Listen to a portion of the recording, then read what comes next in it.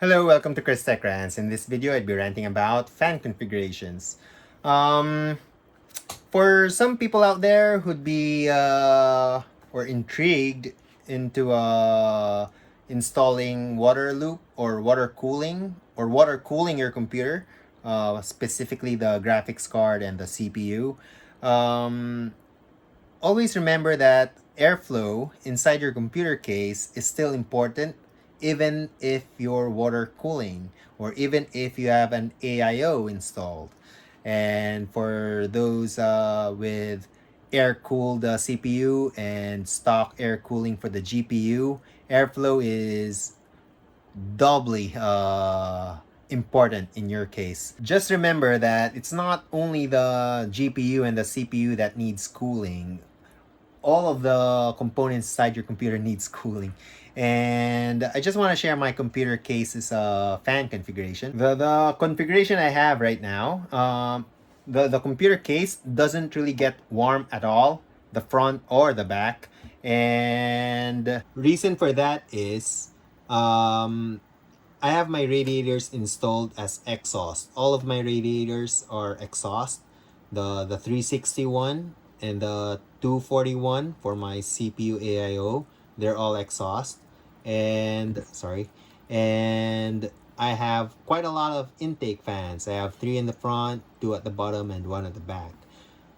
Common misconception here is the back fan should always be an exhaust. Well, not in my case. This fan here is actually an intake, as I've mentioned, and there's a air filter installed at the back of it, or in the front of it. Anyway, that's acting as an intake. Why?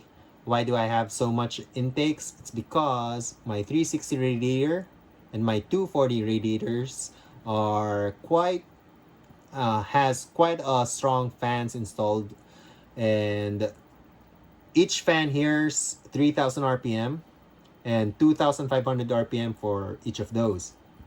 And I'm a pretty lazy person. If I maintain a negative air pressure design for my case here, dust will build up in my case really quick.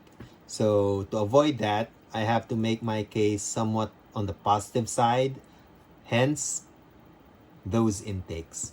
And just remember, the reason I put emphasis on my aft fan, some people think that, again, those should be exhaust only. No.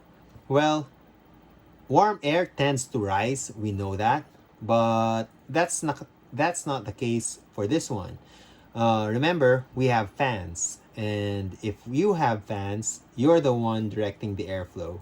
And do take note as well, some computer cases are not really designed to have a positive air pressure design.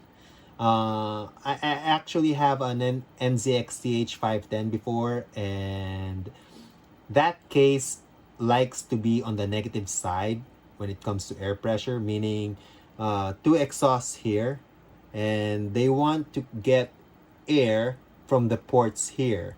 Well, it has a space here for air intake on the side, well, on the other side, on the side here, but the gap for air, the gap or the intake allotted for air intake is really quite small.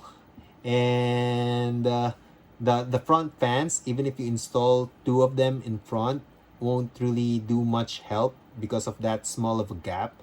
So the two exhaust fans outpowers both of the fans here, so it tends to get air from the ports at the back, at the bottom part. So you installing a fan here at the bottom actually makes things worse for your GPU. Why? Air intake blows air here, and your exhaust fans takes air from here. So there's airflow going inside the case from this part here. Now, because of the intake fan here, it stalls the air here, stopping the airflow, giving you warm temperature for your graphics card. So what I actually did and tried with my H510 case, I made my front fan an exhaust, the upper front fan an intake. That way, when air gets in here, it flows through here, goes up here, and exhausts to the back and top portion of the case. At the time, I have a very tall Dark Rock Pro 4 air cooler and a quite tall and long GPU as well.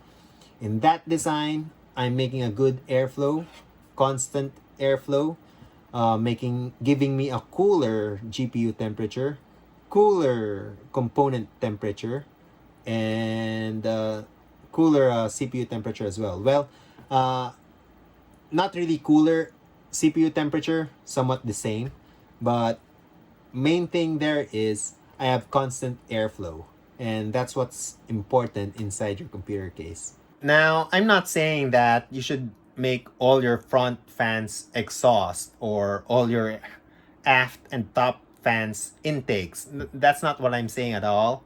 Again, what I'm saying is when you're using fans, you're the one directing your airflow. So just keep in mind when doing your fan placements and configurations, try to imagine the air flowing, and if you like touch a portion of if you touch a portion of your computer, hey, this part's getting a bit too warm.